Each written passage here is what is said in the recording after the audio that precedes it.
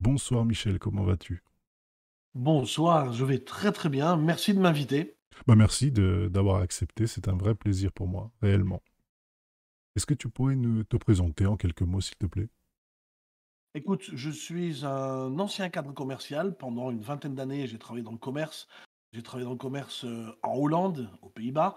Donc j'ai vécu à l'étranger. Je suis né en Belgique. Je vis en France maintenant depuis une vingtaine d'années. Donc voilà, j'ai pas mal voyagé et bourlingué, ce qui permet aussi d'avoir une vision culturelle du business, mais aussi d'un pays, des autres. J'aime beaucoup voyager aussi et le métier que je fais aujourd'hui, on en parlera tout à l'heure, me permet de beaucoup voyager aussi. Et donc aujourd'hui, maintenant depuis de nombreuses années, je suis indépendant, je suis conférencier professionnel. Ça peut paraître très pompeux, mais c'est un vrai métier. Je vis de ce métier. Je fais une centaine de conférences par an, principalement dans les événements d'entreprise, donc dans des séminaires, des conventions, des assemblées générales. D'accord. Et souvent, ils font appel à des conférenciers pour venir ponctuer leur événement et venir apporter un regard extérieur, une énergie différente. En ce qui me concerne, moi, c'est plutôt des sujets qui touchent sur l'optimisme, la culture de l'échec. Voilà, l'optimisme, c'est quelque chose qui me drive énormément. J'ai une chaîne YouTube qui est également dirigée par un mot-clé, c'est l'optimisme. Donc, je voyage, je l'ai dit, beaucoup, donc j'ai fait pas mal de vlogs aux 4 coins du monde et le cœur de mes messages, c'est comment être optimiste dans n'importe quelle situation et le plus authentique possible. Parfois, je vis une situation, eh bien, je me filme, parfois en direct ou je me filme après coup et j'explique comment je me suis sorti d'une situation, compliquée, nouvelle, ou comment j'ai créé des opportunités incroyables parce que en face de ça, beaucoup de gens pensent que j'ai beaucoup de chance et que je réussis tout ce que j'entreprends. Sauf que ce n'est pas vrai. Je n'ai pas beaucoup de chance, c'est que j'entreprends beaucoup, je me trompe souvent, j'échoue beaucoup, je me casse souvent la tronche, mais en proportion, plus je me casse la tronche, plus j'ai de chances de gagner. Donc, aux yeux des autres, je gagne beaucoup, j'ai beaucoup de chance, mais à mes yeux, si je te raconte, et c'est aussi la raison pour laquelle j'ai écrit un livre, ben, je me trompe souvent, et on en parlera tout à l'heure, comment voilà. Tout à fait. Est-ce que ça, c'est une bonne présentation pour toi? Je peux rien demander de plus, c'est fantastique. Merci beaucoup. Du coup, on va embrayer sur le petit passage où tu me parles de tes passions. Quelles sont tes passions dans la vie? Je pense le voyage déjà, comme tu... Oui, voilà, donc je l'ai déjà dit. Alors j'ai beaucoup de passion parce que je fais partie de ces gens qui sont extrêmement curieux. Voilà, je suis curieux, j'ai ce petit truc de l'enfant, émerveillé. Moi, je suis quelqu'un d'émerveillé, pour moi, c'est aussi, une sorte de veille. Le jour où je ne serai plus émerveillé, j'aurai compris que je deviens un vieux con. Donc le fait d'être émerveillé me permet de comprendre que j'aime toujours la vie. Donc où que j'aille, quoi que je fasse, je suis toujours émerveillé. Je déteste, être blasé. Je déteste ce sentiment de voilà, d'accoutumance. Tu vois? Je voyage beaucoup, je Ouais. fais beaucoup de conférences, donc tu imagines aussi que je vais parfois dans des hôtels somptueux, dans des hôtels luxueux. Eh bien, je ne m'en lasse pas, mais je ne m'en accommode pas non plus. C'est-à-dire D'accord. qu'autant je peux aller dans un Ibis ou dans un 3 étoiles ou dans un 2 étoiles comme un 5, pour moi, tout est bon et quand je vais dans un palace, eh beh, je découvre ça comme si c'était une première fois et je pense que ça, c'est vraiment, ce qui fait que je suis un passionné de la vie en général, passionné des autres, passionné des gens, passionné de psychologie. C'est ce qui fait que je fais ce métier-là aussi. Je peux pas prétendre essayer d'inspirer et de motiver les autres si moi-même je n'aime pas les autres. Ouais. C'est aussi la raison d'exister de mes vidéos et de ma chaîne YouTube. Ma chaîne YouTube, c'est réellement l'envie de partager ce que je vis avec, mes abonnés. Je suis le genre de alors il y a des gens qui aiment voyager seuls. Moi, je peux pas voyager seul. J'ai toujours besoin d'avoir quelqu'un. Dans mes vidéos, il y a toujours quelqu'un avec moi, quand il y a pas quelqu'un, j'ai ma caméra et ce quelqu'un, c'est l'abonné Ok. et donc je partage mes émerveillements, ce que je vois, ce que je découvre. C'est une vraie volonté de partager. Heu voilà, puis bon, les sports mécaniques et puis, bah, écoute et on est dans un milieu de jeux vidéo, je vais même faire un effort, j'adore Resident Evil. Je joue même à Ah, Resident Evil. ah bah, voilà, fantastique. Bah, voilà. J'adore ces jeux de zombies à se faire peur, voilà, c'est le contraste entre l'optimiste qui voit la vie du bon côté et le jeu vidéo où on se fait bouffer par les, C'est par les ça. monstres. Exactement. Ah, Voilà. fantastique. Bah, fantastique. Là, tu m'as vraiment fait une surprise, là. Je m'attendais pas à ça. Je joue moi aussi, j'aime bien jouer. Alors je suis pas un gros gamer, mais oui, oui, j'adore me mettre derrière une console et jouer, moi Ah, aussi ça me vide la tête, ça fait du bien. exactement. C'est ce qu'on recherche généralement avec le jeu vidéo. Tout à fait. Est-ce que tu pourrais nous parler un peu d'un artiste maintenant qui t'a inspiré peut-être dans ta vie? Beaucoup, parce que dans mon métier, moi-même, je pense être, un artiste dans l'âme, parce que être conférencier, c'est aussi un métier de scène. tout à Quand fait. on fait un métier de scène, forcément, tu t'inspires aussi d'autres, comédiens, artistes, chanteurs, voilà, alors si je prends un contemporain, il y a un artiste que j'apprécie beaucoup et qui a fait son retour sur scène récemment, c'est Stromae. Ah oui, Pour moi, oui, Stromae est un artiste complet, accompli, tant dans l'interprétation que l'écriture, que la musique. Il écrit ses textes, ses vidéos sont somptueuses. tout à fait. J'ai envie de dire, c'est pas moi qui le dis, beaucoup le disent, mais je suis assez d'accord avec ça. C'est le Jacques Brel Ouais, des années 2000, de par, heu, carrément. de par son talent. J'aime son parcours, j'aime beaucoup l'homme, j'aime sa sensibilité, j'aime son authenticité. Donc j'aime l'artiste et j'aime l'homme, et ça me touche particulièrement. Donc voilà, ça c'est l'artiste du moment qui me touche beaucoup. Ouais, ouais. Moi, je comprends tout à fait pourquoi. J'adore ses sons aussi, j'adore ses musiques, ses chansons. Et c'est vrai que il est, il est super fort. Je veux dire, sa façon d'écrire, elle est unique en fait. Aujourd'hui, Oui, elle est unique. Je veux dire, on trouve personne qui absolument, écrit comme ça. Et absolument. ouais, même on n'aime pas, mais quand il y a une chanson qui passe, on est obligé d'écouter rien que pour les paroles et le message qui est véhiculé, quoi. C'est Et il ouais, fait partie de ces artistes, comme tu le dis très justement, qui ont réussi à mettre en avant une identité tellement forte qu'il est incopiable. C'est, j'ai envie de dire, le Michael Jackson de son domaine à lui, hein, de sa niche ouais, musicale à lui. Comme Michael Jackson est incopiable, lui il l'est tout autant. Et ouais, c'est clair. voilà. Et c'est ce que j'ai envie de dire dans la vie. C'est aussi un parallèle que je fais dans la vie. Essayons chacun d'entre nous d'être tellement nous-mêmes que personne ne peut nous copier. Et ça, c'est peut-être la mission la plus difficile qu'on puisse avoir. C'est sûr. C'est sûr, parce que des fois, à trop s'inspirer peut-être de personnes, on copie peut-être sans le vouloir, je sais pas. Mais effectivement, je comprends ce que tu veux dire et c'est une très belle phrase, effectivement. Bon, ben, sur ce, on va passer au passage, au nerf de la guerre de cette émission, au plus gros passage. C'est le moment partage. Donc moi, je suis toujours honnête hein, dans les émissions. Moi, je t'ai découvert sur les réseaux sociaux et une vidéo m'a suffi. J'ai découvert donc une vidéo que j'inviterai les gens qui voient celle-ci à aller voir. C'est sur TikTok. Et donc, c'était la vidéo du sac poubelle. Est-ce que tu pourrais nous expliquer juste rapidement ce que contient cette vidéo? Quand tu es conférencier et que tu veux, passer des messages puissants, forts, que tu veux toucher les esprits, que tu veux aussi, pousser les autres à changer ou à comprendre un concept complexe, il y a un exercice, une figure de style, de rhétorique qui est très puissante, c'est la métaphore ou l'allégorie. Et j'utilise beaucoup de métaphores dans mes conférences, dans toutes mes conférences d'ailleurs. D'ailleurs, la vidéo, elle est non seulement sur TikTok, mais aussi sur ma chaîne YouTube. Tout à fait. Heu donc tu la verras en horizontal et pas en vertical. Ok. Et donc cette métaphore, c'est quoi? C'est l'illustration du burn-out ou de la dépression nerveuse. Et comment je l'illustre? Je l'illustre avec l'aide d'un sac poubelle où je sors un problème de ma poche et ce problème, eh bien, peut, en fonction de notre état d'esprit, de la vision qu'on va avoir du problème, de notre interprétation de ce problème, des filtres mentaux ou émotionnels qu'on va utiliser parce qu'on interprète tous le monde avec nos propres filtres. C'est pas bon ou c'est pas mauvais, Bien c'est sûr. pas ça la question, il n'y a pas de bon ou mauvais, filtre. C'est juste, est-ce que ce filtre que tu utilises aujourd'hui te fait du bien ou pas? C'est ça la seule question. Et donc je démontre avec cette métaphore qu'on peut alimenter le problème en se posant les mauvaises questions. C'est-à-dire qu'on peut mentalement se concentrer tellement sur un problème que le problème commence à s'enfler et je le montre littéralement. Tout Je à fait. gonfle littéralement un sac poubelle de 150 litres, donc ça devient un énorme sac poubelle.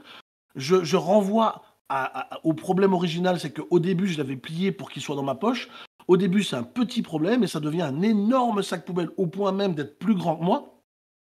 Et je vais encore plus loin, où je rentre même dans le sac poubelle pour illustrer vraiment la dépression Mm. nerveuse où tu te sens vraiment la tête dans le sac, hein, c'est l'expression, la tête dans le sac.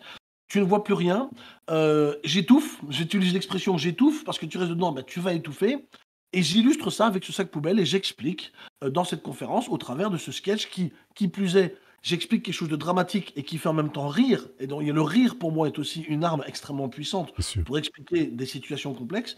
Eh bien, je finis par sortir de ce sac et j'explique comment on peut sortir de ce sac par toujours cette métaphore. C'est clair. Il y en a une autre qui m'a marqué aussi énormément. C'est la vidéo où tu expliques que tu tombes, mais que tu te relèves. Ensuite et je tombe littéralement. C'est Je ça. pense que je suis le seul conférencier au monde à faire une partie de ma conférence allongé sur le sol.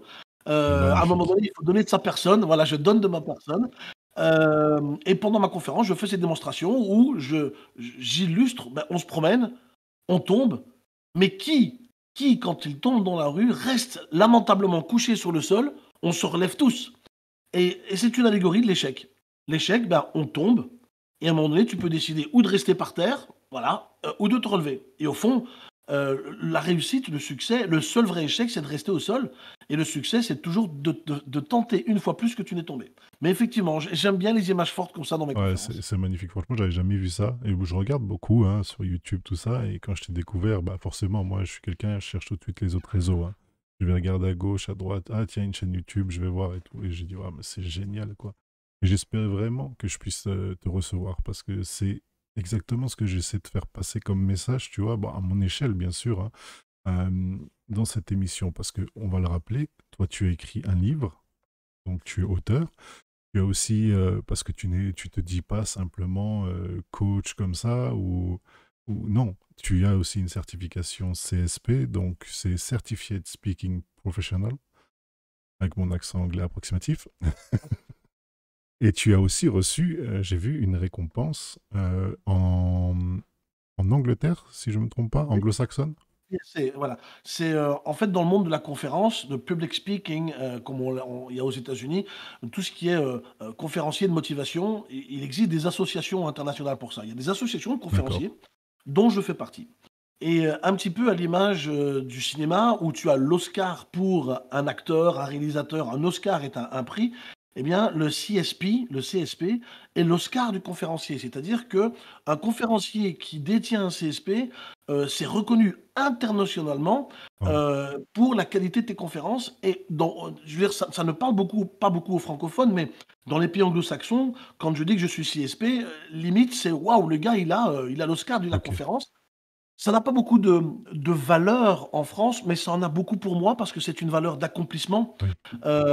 Parce que au sein de ce métier, avoir un CSP, il y en a que 4 en France qui en ont un. C'est ce que j'ai vu, ouais.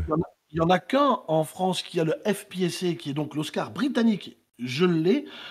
C'est un accomplissement, c'est une fierté, et c'est surtout à l'image de tout ce que j'ai pu baver pour arriver à faire ce métier, parce que je vis de ce métier, je fais une centaine de conférences par an. Comme tu l'as dit, je me dis pas coach parce que je ne coach pas, je donne plus de conférences que je ne donne de formation. C'est mon kiff, j'adore ça. Et en plus, avoir ces Oscars de la conférence-là, c'est extrêmement gratifiant et valorisant, bien entendu. Ah, mais c'est sûr, j'imagine. Moi, j'ai lu toutes ces informations, j'ai été assez surpris et étonné. Je me dis, voilà, je savais pas que ça existait déjà, je suis honnête, hein, je ne Oui, bien connaissais sûr. pas. Et waouh, ça m'a mis un petit coup de pression, du coup, quand j'ai su que tu vois. Mais tu vois, tout se passe bien là, hein, ça Ah va, bah oui, ça va? Tout va bien? aucun problème, ça va très très bien. Mais justement, maintenant, je voudrais arriver sur un point que tu as soulevé tout à l'heure.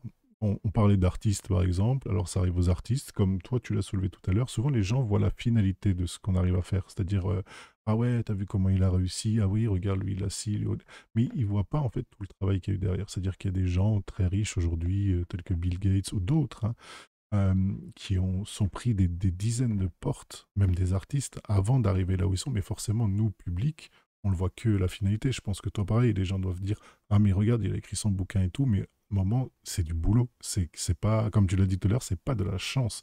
C'est du travail. La chance, en fait, ça se provoque. Ça, voilà. Absolument. Absolument.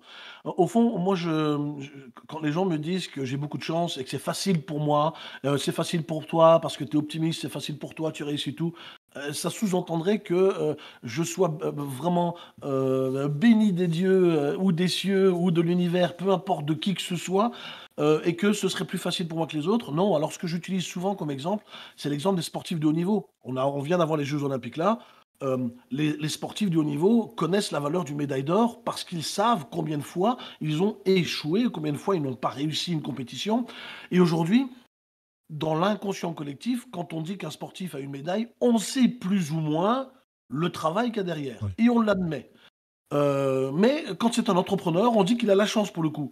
Mais c'est exactement la même chose. Les gens qui ont plus de succès que les autres, plus de succès que la moyenne, plus de chance que la moyenne, sont des gens qui prennent aussi en proportion plus de risques que les autres. Et donc, proportionnellement, c'est quasiment mathématique, et échouent plus que les autres. Sauf que toi, ce que tu vois, c'est comme l'artiste, il ne te montre que la belle partie, parce que c'est celle que tu veux Logique. montrer. Mais on ne parle pas de ces échecs, mais tout a un prix et n'importe quel succès a un prix, en termes de travail, en termes de temps, hein, j'en peux plus de voir, ces gens promettre monts et merveilles, obtenez succès et gloire en 3 semaines, ça n'existe pas, Ouais, c'est pas possible. Donc l'échec fait partie intégrante du succès. Il y a aucun succès qui ne peut, être, confirmé s'il n'a pas été validé par d'autres échecs auparavant. Donc fais un premier pas. Et là, je le dis aussi souvent, il y a des gens qui n'osent pas parce qu'ils ont une pression sociale qui dit: «Beh, quand je me lance, c'est pour réussir». Alors oui, quand on se lance, c'est toujours pour réussir. Il y a personne qui se lance en disant: «Allez, je me lance, je vais me casser la gueule, ça va c'est me faire sûr. plaisir, tiens». Ça n'existe pas, bien sûr que non. En revanche, l'image qu'on se fait du parcours de la réussite est très importante. Et il y a des gens qui ne se lancent jamais parce qu'ils attendent l'idée parfaite, le moment parfait, la rencontre parfaite et à force d'attendre les éléments parfaits, ils ne se lancent jamais. Or, le succès commence toujours par un premier pas. Et parfois, on ne trouve pas toutes les réponses. Il y a des gens qui veulent aussi, les personnalités un peu contrôlantes, veulent être sûrs que tout fonctionne, veut baliser, veut avoir des garanties que ça fonctionne et ils pensent à un plan A, un plan B, un plan C, jusqu'à Y, Z. Ils inventent même encore d'autres plans. À force d'avoir tant de plans, on ne sait même plus par quoi commencer, mais ne se lancent jamais. Pourquoi? Parce que tu ne peux pas, il y a rien qui est sûr dans la vie. La seule chose qui est sûre, c'est que tu veux te lancer, tu te lances et moi ce que je dis toujours, si tu as pas les réponses aujourd'hui, lance-toi quand même, les réponses se trouveront certainement sur le chemin. Ouais, bah, c'est fantastique. C'est génial parce que c'est exactement le message que j'essaie de faire passer, tu vois, et toi, tu l'images tellement bien, tu l'exprimes tellement bien, tu vois, c'est génial. Et c'est ce que j'ai vraiment retrouvé dans tes vidéos. Donc j'invite vraiment tous ceux qui regarderont cette émission à aller sur les réseaux, à suivre Michel et sur YouTube, etc. Parce que c'est très important. Est-ce que tu peux nous expliquer aussi un peu comment t'es venue l'idée d'écrire ce livre? Hem, alors, pour être tout à fait franc, j'ai eu le privilège d'avoir un éditeur qui est venu me trouver. C'est rare, en D'accord. général, les gens veulent écrire Mhm. et ils pleurent leur mère pour se Voilà. faire éditer. C'est extrêmement compliqué. Moi, j'ai eu le privilège d'avoir un éditeur qui, comme toi, a vu mes conférences, a vu ce que je faisais, a vu ma présence sur les réseaux sociaux. Il m'a dit: «Écoutez, on aimerait que vous écriviez un livre». Et pour moi, ils m'ont laissé carte blanche. Et pour moi, l'évidence, c'était de faire un pied de nez, justement, à toutes ces personnes qui pensent que Michel Poulart a plus facile que les autres pour réussir. En fait, c'est quelque part une sorte de thérapie que j'ai faite, où je fais un pied de nez en expliquant dans ce livre, j'explique pas mal d'anecdotes personnelles, de parcours de vie personnels, d'échecs personnels. Je raconte des histoires des autres, d'autres personnes, d'entreprises. Donc, il y a toutes sortes d'échecs, différents niveaux d'échecs que je développe dans ce livre. Et en fait, j'ai voulu écrire ce livre pour faire comprendre aux gens que Michel, eh bien, il est pareil que toi et moi. Il est pareil que chacun d'entre nous. Michel, il n'est pas mieux que les autres. Et Michel, bah, s'il donne l'impression de mieux réussir, c'est que derrière, il a osé échouer. D'où le titre également. Et donc, ce livre, c'est une envie de réconcilier les gens à l'image qu'ils se font de l'échec pour ceux qui ne se lancent pas ou qui se laissent décourager.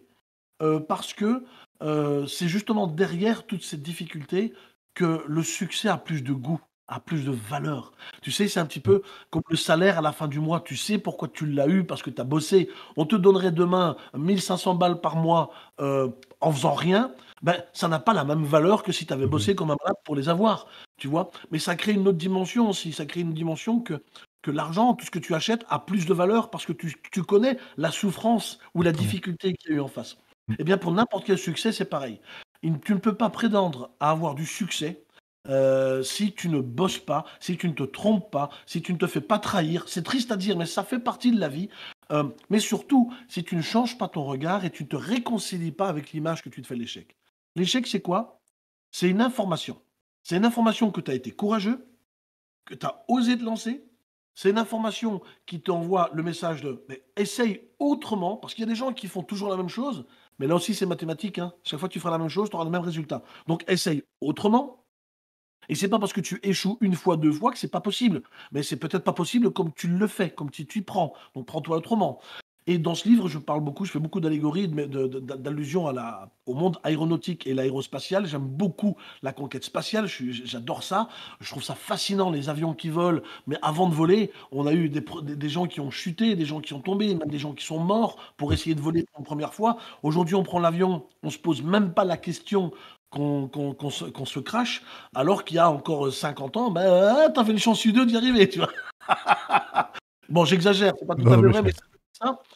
Et donc, pour moi, le livre, c'était ce pied de nez à l'échec et d'inciter le lecteur à se réconcilier avec cette image-là, à se lancer. Et, et je conclus le livre d'une façon très claire, comme je la conclus dans mes conférences. Au fond, pour moi, l'échec, c'est celui de ne rien tenter ou de ne pas se lancer. Ça, pour moi, c'est le seul vrai échec. Le seul vrai échec, c'est de ne pas se lancer.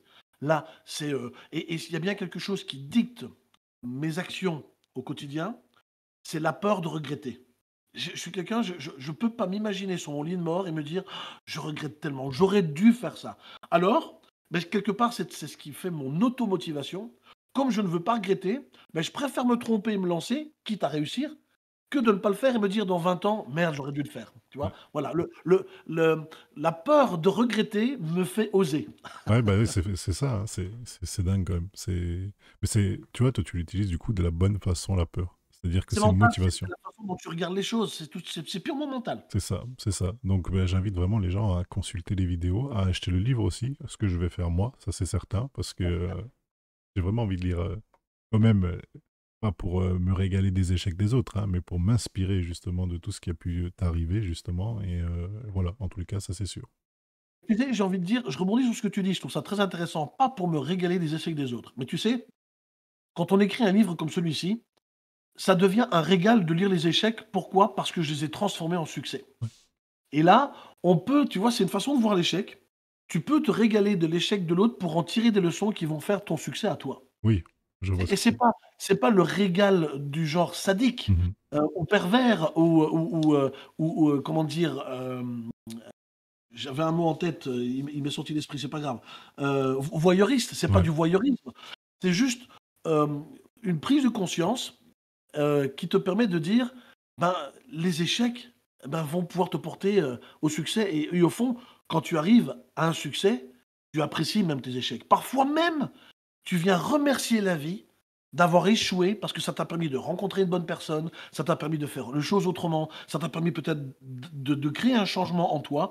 Et il y a des gens, et moi j'en fais partie, qui remercient parfois certains échecs de vie. Alors certains sont plus douloureux que d'autres, on est d'accord, bien sûr.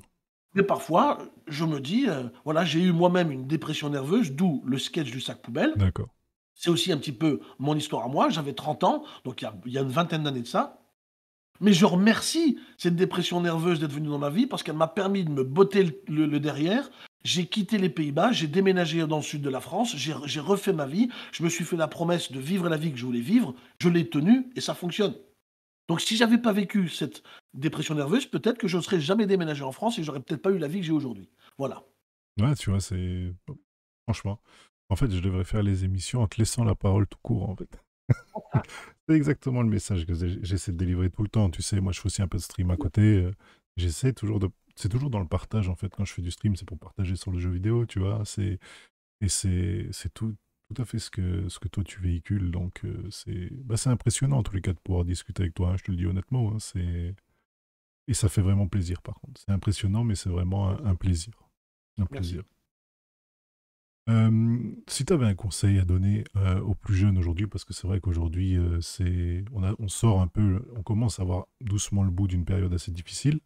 euh, Quel serait le conseil que tu pourrais donner aux personnes qui ont un peu de mal à se motiver ou à créer du mouvement? Je pourrais t'en donner 2 ou 3. Le premier conseil, c'est que souviens-toi que tout ce que tu es aujourd'hui est aussi le fruit de tout ce que tu as osé faire avant. Ça peut paraître stupide ce que je vais te dire, mais parfois pour se souvenir qu'on est nous-mêmes des vainqueurs et des grands battants, il faut se souvenir qu'un jour on a dû apprendre à parler. On a dû apprendre à marcher. On commence par des trucs de base comme ça, hein. Et c'est pas parce qu'on marche aujourd'hui de façon naturelle que ça n'a pas été dur. Il suffit de voir un Ouais, enfant, toi-même t'es papa, il suffit de voir un enfant, le nombre de fois qu'il tombe avant d'apprendre à marcher. Mais plus près de nous, si on a un permis de conduire, combien de fois on n'a pas calé la première fois qu'on a pris une voiture?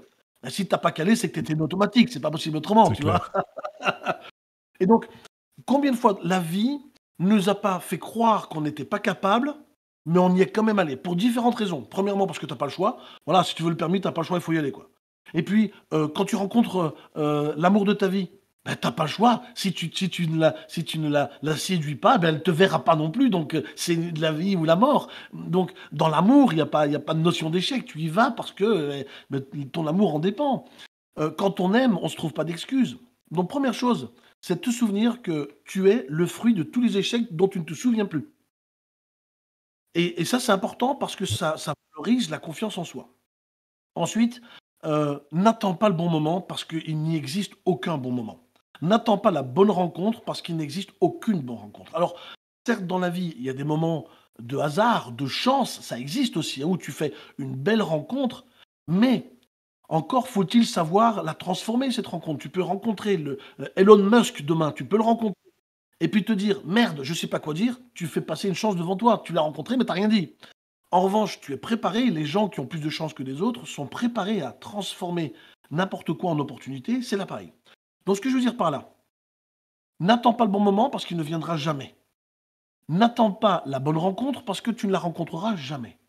Compte sur toi, lance-toi, fais un premier pas, va vers ta réussite et en nouveau, comme je le disais, je le pense réellement, sur le chemin, tu rencontreras à un moment donné les bonnes personnes. Sur le chemin, tu verras, tu trouveras les bonnes réponses. Et c'est dans l'action que la réponse se trouve. Il n'y a aucune réponse qui se trouve dans le fond du canapé, derrière ta manette de jeu vidéo. Oui, ça détend pour le moment, mais ça ne change pas ta vie Mm. fondamentalement. Un ingénieur, un inventeur te dira toujours que ça commence dans sa tête et ensuite il va se mettre au travail. Il va sur sa planche à dessin, il va dessiner un croquis, ensuite ils vont faire un prototype, ensuite ils vont tester le prototype, ensuite ils vont tester, voir si c'est costaud ou pas, et il faut faire des essais. Et ce que je dis dans ma conférence sur l'échec, c'est à un moment donné, si tous les ingénieurs du monde, tous les inventeurs du monde s'étaient arrêtés au premier échec, aujourd'hui, hein, tiens-toi bien, aujourd'hui on vivrait encore à l'âge de la pierre. Ouais, c'est clair. On serait encore à l'âge de la pierre. Donc, dis-toi bien une chose, c'est que si aujourd'hui on vit dans le monde qu'on vit aujourd'hui, c'est parce que tous les ingénieurs, tous les inventeurs se sont dit, c'est pas fini, on continue, c'est pas fini, on va trouver. Et ça continue. Donc, dans ta vie, c'est exactement la même chose. Lance-toi. Et dis-toi bien une chose, que si tu tombes, si ça fait mal, et ça fait mal, quelle est la leçon que tu peux tirer de ce que tu as appris? Tu as forcément appris quelque chose. En quoi tu en ressors plus fort? Et arrête de te victimiser en te disant: «Oh là là, c'est toujours moi, tu vois, je te l'avais dit». Oui, mais là, tu ne fais qu'entretenir une chose, c'est ta propre victimisation et ton cerveau, lui, qu'il entend ça, quand il entend ça, il vit ça comme étant une réalité. Donc si tu te poses d'autres questions, change la qualité de tes questions. Par exemple: «Qu'est-ce que j'ai appris? Qu'est-ce que je peux transformer? Quels sont les avantages de ce que je viens de vivre? Quelle est la leçon que je peux tirer de ce que je viens de vivre? Qu'est-ce qui a bien fonctionné dans cet échec et qu'est-ce que je peux utiliser et réutiliser?» Voilà comment on peut transformer l'échec en succès. Fantastique. Merci beaucoup.